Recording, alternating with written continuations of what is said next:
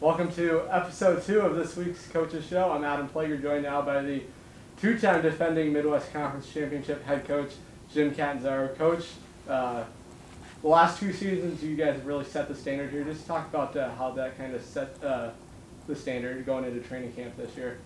Yeah, training camp was great, but it's you never know what you got till you get to that first game. And having played Wisconsin Lutheran last weekend, that was a good test for us. They do some things offensively and defensively that stressed us and stretched us a little bit to think differently, and we handled that adversity pretty well. Now we got a team that is built upon that foundation, that knows that what we did last week's not going to be good enough to win a championship game or anything like that, but it was a good step in the right direction. We'll start on the defensive side of the ball. Your team pitches a shutout. Just talk about that rock standard mentality and how that's continued over the years. Yeah, I think that one of the things that, from my time here when I got here as the defensive coordinator back in the mid-2000s and, now in the version that Coach Butts is running over there, there's a lot of similarities through the years, but there's also some nuances and some differences, and the schemes change and adapt. And I think that the one thing that's never changed, though, is that there's a relentless effort to get to the football. And if you watch what their guys do, both in practice, in games, their effort to get to the football is what really stands out. I mean, there were a number of clips on Saturday when you're on the tight copy and you see all 11 guys in the video frame. That's what we want every time. And so when we can see those types of things and see that type of effort and guys making that hustle, good things are going to happen. So when the fumble does go on the ground, there's a bunch of white shirts fighting for it, not the other team. And so I thought that was evident on Saturday. And that's something that's stressed in practice and films and meetings. It's held accountable by the players. It's not just the coaches. And I think that that is something that is truly special and makes our defense successful. Yeah, staying on the topic of team defense, you guys returned quite a number of your defensive line. One in particular, Alex Spendler, who was outstanding in the first game of the week, also one of your captains. Just talk about his game against Wisconsin Lutheran. Yeah, I mean, Alex is a young man who has stripped away the analytics of his position at times to make himself play more free, and I think that's something that he really matured into. Physically, he spends as much time working on his body to make sure it's ready for games on Saturday, because playing that position it's a violent position. It's one that has a lot of hits, a lot of bumps and bruises and nicks and stuff that can happen to you, and he spends so much time getting himself ready. It's really exciting to see the growth that he's had. But as a fifth-year guy, we expect that of Alex to make the plays when we need him, and he's got guys on the other side, Justin Elby and Jalen Johnson and Donovan Plummer on the inside. Those 4 guys combined. And then you had so many other talented young men in that position. It's really the deepest position group we have in our team, and I think it's awesome. But Alex, career has been strong, and there's no doubt about it. He's climbing up. I think he moved into 4th in tackles for a loss, and I don't think he's going to finish there. So I think that it's going to be a fun season to watch that continue to go. Yeah, he actually just catched Coach Eanes on that list, so that was something that I was watching going into last game. Yeah, very different players. I got a chance to coach them both. That was Coach Eanes' position coach, and they play the game. They play the sport very differently, but both pretty effective and really, really talented players, all-time players for us.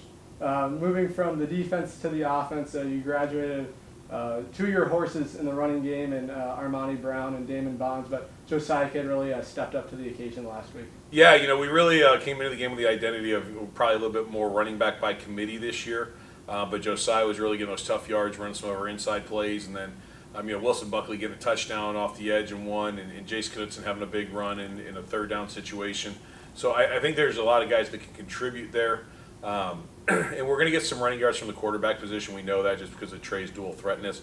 And so we kept it up in that 150 range. We'd like to see closer to 200 in the upcoming weeks. But, that's a good place for us to start with a really veteran offensive line, opening the holes and doing some different things for us. Yeah, speaking of a balanced attack, just talk about the importance of different guys stepping up. Like you said, Wilson Buckley gets his first career touchdown, but something you're going to need throughout the season. Yeah, I mean, that's the funny part is we have so many talented guys. It's really my job to find ways to, one, get all of them on the field, because you can still only put 5 skill guys on the field at one time.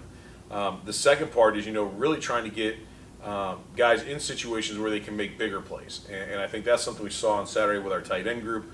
We saw with some of our wideouts, just, not forcing them into, okay, we're going to keep the same 5 guys up because I want to run this play. Same 5 guys, same 5 guys. No, we're going to move a bunch of different guys, and we actually had to spend some time creating a whole new system for personnel groupings this year so we can get that going. I think so far we handled it pretty well. We only got 1 substitution penalty on Saturday for that. So I think it was pretty good, and we got a bunch of different guys in the game. I think we played 50-something guys on offense in the game, so it was pretty good. Yeah, going to the passing game, Trevor, Trevor Land as well as Langston Matoyer were both dynamic in that respect of the game. Just talk about Trey Stewart's chemistry as with those two. Yeah, I think that something significantly different than this year from last year is that those guys have had a lot of time working together. And, a year ago, they came into the season, the starting wide receivers were supposed to be Jake Delatorre, Alan Hansen, A.J. Jackson, and then, somebody else would be the fourth guy, depending on the situation, Seth Jelivic probably. Well, after injuries happened early in the year, all of a sudden that got kind of, flipped upside down.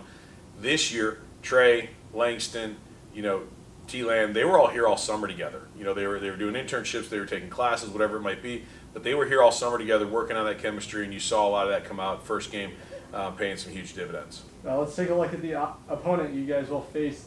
Illinois College, a team you guys have handled well, 5 consecutive victories against them. They just picked up a shutout win, though, against Milliken. What have you seen out of the Blue Boys? Oh, I mean, they're super talented. I think one of the things is this will be the first time that we've seen them in a couple of years where they've got their whole team together. We've been facing them week 6, week 7 in the season, and they seem to always have some major injuries that take players. Like last year, they didn't have a quarterback.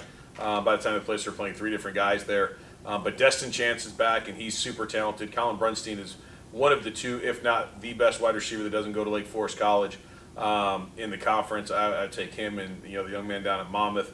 But that explosive passing game is going to open up the run game for them a lot of times because you have to devote so much attention to it.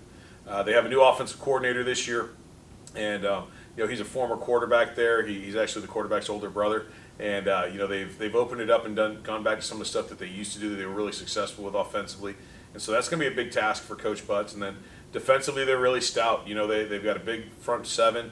Number 2, Charlie Patterson, their linebacker, I believe is one of the best linebackers in the conference.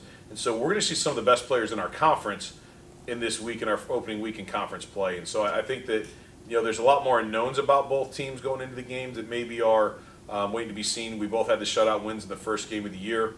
It'll be a really good test for us. That trip down to Jacksonville, it's a, not friendly confines, so to speak, for the opposing team. And so we're going to get down there and have to put on a really good game against them. Yeah, final question for you. You guys were picked number 1 in the Midwest Conference preseason coaches poll. Just talk about the chip on your guys' shoulder entering the year as you began conference play. Yeah, I don't think we need a chip on our shoulder to be successful. I think that's one of the things about the Rock Standard is it doesn't matter what your victories are, your losses are. There's a way to approach things, and that process is significantly more important than the results. I mean, yeah, flattering to be named first and again, but the thing is, that's based on last year. Nobody had seen us play a game when they made those votes this year. They didn't know who was playing certain positions for us, and so, great to be there. It's better than being, I guess, the opposite. But we're not going to surprise anybody after winning 2 conference championships. We're going to be circled on the calendars as important games, and people know that they've got to show up to play against us. But we're also going to give everybody's best shot. Everybody wants to dethrone the champ, and it's our job to make that not happen. Coach, as always, thanks so much for the time, and best of luck this week against Illinois College. Great. Thanks for having me on.